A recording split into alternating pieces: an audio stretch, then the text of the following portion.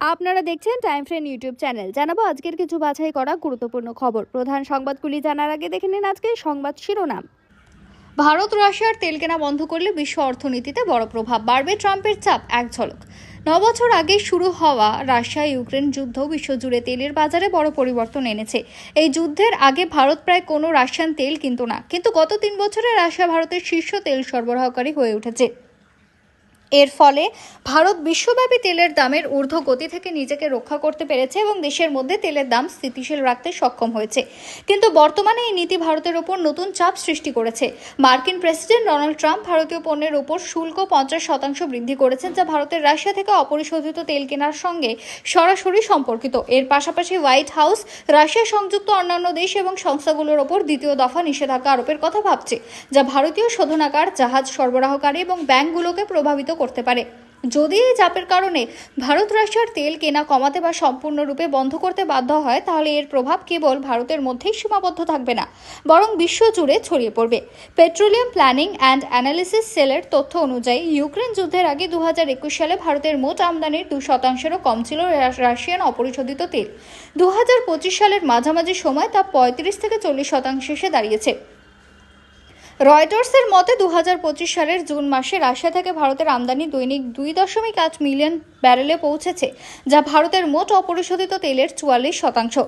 Centre for research and energy and clean এয়ারের জ্বালানি বিশ্লেষক পেট্রাস ক্যাটিনাস বলছেন যে রাশিয়ান তেলের ওপর ছাড় 2022 থেকে 2024 সালের মধ্যে ভারতের $33 বিলিয়ন সাশ্রয় করেছে। তিনি এই সিদ্ধান্তকে ভারতের দীর্ঘস্থায়ী বিদেশ নীতির অংশ হিসেবে উল্লেখ করেছেন, যেখানে ভারত ওয়াশিংটন, মস্কো এবং বেজিংয়ের সঙ্গে ভারসাম্যপূর্ণ সম্পর্ক বজায় রাখার পাশাপাশি জ্বালানি নিরাপত্তা ও ক্রয় ক্ষমতাকে অগ্রাধিকার দিয়েছে। ভারত রাতারাতি তার তেল সরবরাহকারী পরিবর্তন করতে পারবে না। রাশিয়ান ইউরাল তেল ভারতের জটিল শোধনাগারগুলোর জন্য উপযুক্ত, বিশেষ করে ডিজেল তৈরির জন্য। যদি হঠাৎ করে সরবরাহ বন্ধ হয়ে যায়, তাহলে ভারতকে মধ্যপ্রাচ্য, পশ্চিম আমেরিকা, আফ্রিকা বা মার্কিন উপসাগরীয় অঞ্চল থেকে একই ধরনের তেল কেনার জন্য প্রতিযোগিতা করতে হবে। এর ফলে দাম বাড়বে, তেল পরিবহনে বেশি সময় লাগবে এবং দেশে ডিজেলের ঘাটতি দেখা দেবে। ভারত কেবল একটি প্রধান তেল আমদানিকারক দেশ নয়, এটি তেল পরিশোধনেও শক্তিশালী। রাশিয়ার অপরিশোধিত তেলের কিছু অংশ ভারতে পেট্রোল, ডিজেল এবং বিমান জ্বালানিতে রূপান্তরিত হয়ে এশিয়া, আফ্রিকা এমনকি ইউরোপে রপ্তানি হয়। তথ্য অনুযায়ী 2023-24 সালে ভারত ইউরোপের মোট ডিজেল আমদানির প্রায় 15% সরবরাহ করেছিল। যদি ভারত রাশিয়া থেকে জ্বালানি আমদানি কমিয়ে দেয়, তাহলে পরিশোধিত জ্বালানি রপ্তানি হ্রাস পেতে পারে অথবা আরও ব্যয়বহুল হয়ে উঠতে পারে, যার ফলে ইউরোপে ডিজেলের মজুদ কমবে এবং বিশ্বব্যাপী পরিবহন খরচ বৃদ্ধি পাবে। সরবরাহের দিক থেকে রাশিয়াকে নতুন গ্রাহক খুঁজতে হবে। চীন আরও বেশি তেল কিনতে পারলেও তারা ইতিমধ্যে প্রচুর পরিমাণে তেল আমদানি করে। তুরস্ক এবং ছোট এশিয়ান অর্থনীতিগুলি কেবল আরও বেশি ছাড়ের মাধ্যমে এই পদক্ষেপ নেবে, যার অর্থ মস্কো উৎপাদন কমিয়ে দিতে পারে এবং বাজারে সরবরাহ বন্ধ করে দিতে পারে। এর ফলে কে কাকে এবং কোন দামে তেল বিক্রি করে সেই ভারসাম্য ব্যাহত হবে, ঠিক যেমনটি 2022 সালে হয়েছিল।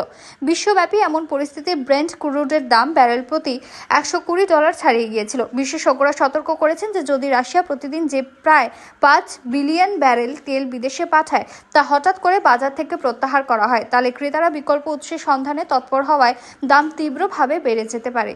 মার্কিন ফেডারেল রিজার্ভের পূর্বের অনুমান অনুযায়ী অপরিশোধিত তেলের দাম প্রতি $10 বৃদ্ধির ফলে আমেরিকার মুদ্রাস্ফীতি প্রায় 0.2 পয়েন্ট বৃদ্ধি পাবে।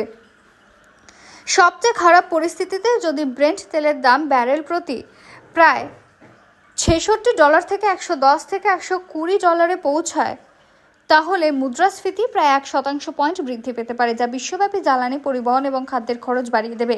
স্টেট ব্যাংক অফ ইন্ডিয়ার এক প্রতিবেদন অনুযায়ী ভারতীয় ওষুধ রপ্তানির উপর 50% শুল্ক আরোপ করতে চলতি অর্থবর্ষে আয় 5 থেকে 10% কমে যেতে পারে। আমেরিকাও উচ্চতর স্বাস্থ্যসেবা ব্যয়ের মুখোমুখি হতে পারে, কারণ ভারত আমেরিকার জেনেরিক ওষুধের চাহিদা প্রায় 35% সরবরাহ করে, যা 90% প্রেসক্রিপশনে ব্যবহৃত হয়। এসবিআই অনুমান করে যে ভারত যদি রাশিয়ান তেল কেনা সম্পূর্ণরূপে বন্ধ করে দেয়, তাহলে জ্বালানি আমদানি 2026 অর্থবর্ষে $9.1 বিলিয়ন এবং 2027 অর্থবর্ষে $11.7 বিলিয়ন বৃদ্ধি পেতে পারে। এই অতিরিক্ত খরচ মুদ্রাস্ফীতি বাড়াতে পারে, রাজস্ব ঘাটতি বৃদ্ধি করতে পারে এবং ভারতীয় টাকার ওপর চাপ সৃষ্টি করতে পারে। সব মিলিয়ে যদি ভারত হঠাৎ করে রাশিয়ার তেল কেনা বন্ধ করে দেয়, তাহলে এর প্রভাব বিশ্ব অর্থনীতিতে সুদূর প্রসারী হবে। তেলের দাম বাড়তে পারে, শিপিং রুটগুলি পুনরায় রুট করা হবে এবং বৈশ্বিক মুদ্রাস্ফীতি বাড়বে।